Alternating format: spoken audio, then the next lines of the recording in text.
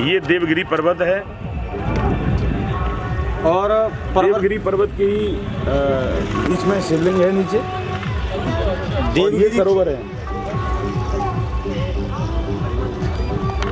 ये दुष्बा की प्रतिमा यही है क्या? हाँ, ये प्रतिमा है, ये बीच में।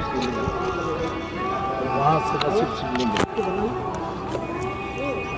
इसकी आकृति ऐसी महाराज जी, इस प्रकार जो है वहाँ पहुँच जाते हैं लोग। शिवलिंग के सर्प लिपटा हुआ हो, सर्प की टेल कभी दिखाई नहीं देती, तो इसकी जो टेल है ना वो दिखाई नहीं देती। मंदिर को दिखा दें। अध्यक्ष जी, ये जो सरोवर है जो कि घुश्मेश्वर महादेव ज्योतिर्लिंग के बिल्कुल निकट ये सरोवर है, इस सरोवर की जो गाथा है वो शिव महापुराण में भी जानी जाती है।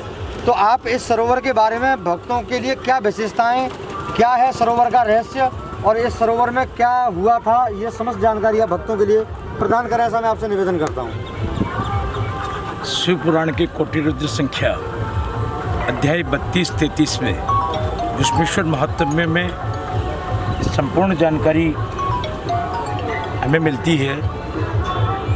उसमें लिखा है कि सुधर्मा नाम के ब्राह्मण अपनी पत्नी सुदेहा के साथ देवगिरी पर्वत के अंचल में रहते थे, वेद पढ़ते थे, वेद पढ़ाते थे, और तो सारे सुख थे उनको, लेकिन उनके कोई संतान नहीं थी।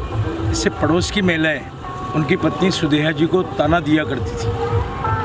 पड़ोस की महिलाओं के तानों से दुखी होकर सुदेहा जी ने अपनी छोटी बहन कुसुमा से पंडित जी का दूसरा विवाह करवा दिया। छोटी बहन कुसुमा प्रतिदिन अपनी बड़ी बहन की आज्ञा से 101 पार्थिव शिव मनाकर विधि पूर्वक पूजा करके उस सामने जो सरोवर था, इसी सरोवर में, हाँ, इसी सरोवर में पूजा करके विसर्जित किया करती थी। समय आने पर भगवान शिव की कृपा से उनके सुंदर सौभाग्यवान पुत्र हुआ, पुत्र बड़ा होता गया। समय आने पर पुत्र का विवाह हुआ।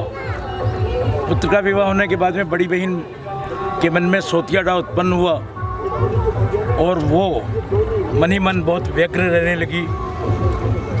एक दिन रात को अपनी छोटी बहन के पुत्र को, जिसे वो पुत्र उन्हें भी माही कहता था, उसको काट के उसके अंग प्रत्यंग, उसके हाथ पैर और उस तालाब में वो डाल देती है, इस तालाब में डाल देती है। जब इस बात का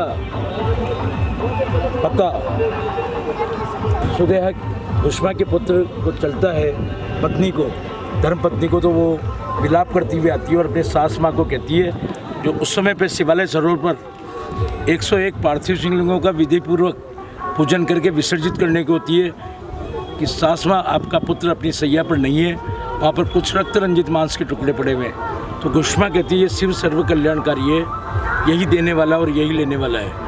और वो पूजा में निमग्न हो जाती है। तब भगवान शिव उसके जीवित पुत्र के साथ इस शिवालय सरोवर में से प्रकट होते हैं और वो कहते हैं कि घुश्मा, तेरी भक्ति से मैं बहुत प्रसन्न हूँ, तू वर मांग। तो घुश्मा वर मांगती है कि हमारा परिवार जैसे पहले रहा करता था वैसे रहे। तो भगवान शिव कहते हैं कि घुश्मे, तेरी निर्मल भक्ति से मैं अत्यंत प्रसन्न हूँ, जो तेरा बुरा चाहता है उसका तू भला चाहती है, तू वर मांग। तो घुश्मा वर मांगती है कि आप घुश्मा के ईश के रूप में, घुश्मेश्वर के रूप में विराजें। तो भगवान शिव कहते हैं कि इस शिवालय सरोवर को तीनों लोकों में इस सरोवर को शिवालय सरोवर के नाम से जाना जाएगा। भगवान शिव उसके जीवित पुत्र के साथ प्रकट हुए थे। इसके दर्शन, पूजन और अभिषेक का विशेष महत्व होगा। मैं तुम्हारे इस पूरे क्षेत्र का नाम शिवालय क्षेत्र होगा और मैं तुम्हारे नाम से घुश्मा के ईश के रूप में यहाँ पे रह के तीनों लोगों में रहने वाले लोगों को कल्याण करूँगा। अब से ये घुश्मेश्वर ज्योतिर्लिंग यहाँ पे ज्योति स्वरूप विद्यमान हो गए। सुधर्मा जी ने, उनकी पत्नी सुदेहा जी ने, घुश्मा जी ने, उनके पुत्र और पुत्रों ने इसकी दक्षिणावर्त परिक्रमा की। तो 12 ज्योतिर्लिंगों में जो सुमार घुश्मेश्वर जो शिवालय है, उसका सबसे पहला यही है प्रमाण कि दक्षिण दिशा में देवगिरी पर्वतों और उत्तर में शिवालय सरोवर, जिसको पुष्कर के समान पवित्र माना गया है। और एक पूज्य संत कृष्ण जी महाराज ने यहाँ पर कहा था कि जो व्यक्ति इस देवगिरी पर्वत की परिक्रमा लगाएगा उसको गोवर्धन पर्वत के बराबर परिक्रमा का पुण्य लाभ प्राप्त होगा। प्रतिवर्ष हजारों सैकड़ों लोग यहाँ पर इस देवगिरी पर्वत की परिक्रमा करती है। ट्रस्ट ने भी ये बीड़ा उठाया है कि श्रावण के प्रत्येक सोमवार को देवगिरी पर्वत की हर्षोल्लास के साथ में परिक्रमा हो। यहाँ पर सिवाड़ समाज द्वारा प्रतिवर्ष सावन के मास में एक बहुत बड़ा आयोजन महाआरती का किया जाता है, जिसमें हज़ारों लोग जयपुर से बाहर से आते हैं और इस शिवालय सरोवर की जो कामना है इसमें स्नान करने का, इसके दर्शन का और इसके पूजन का विशेष महत्व है। ये हम सब लोगों को जीवनदायिनी है। ये गांव का ये तालाब शिवालय सरोवर जिसके निकट हम इसके पुल पे महाराज जी के आशीर्वाद से हम खड़े हुए हैं, ये यहाँ की लाइफ लाइन है। जब तक इस तालाब में पानी रहता है यहाँ के कुएँ, बावड़ियाँ, यहाँ के हैंडपम्प सब रिचार्ज रहते हैं। मैं तो यही निवेदन करता हूँ कि आने वाले भक्त इस पवित्र सरोवर को और पवित्र और स्वच्छ बनाए रखने के लिए अपना योगदान देंगे। गांव वालों से भी मैं निवेदन करूंगा कि इसकी पवित्रता का विशेष ध्यान रखते हुए आने वाले भक्तों के लिए ये जो गंगा के समान है उसको एक आनंद लोक में तक पहुंचाने का काम प्राचीन काल में सभी लोग इसी सरोवर में स्नान किया करते थे और इसकी पवित्रता को बनाए रखते हुए आज से करीब 50 वर्ष पूर्व पटना हाई कोर्ट के चीफ जस्टिस भगवती प्रसाद झा यहाँ पधारे थे।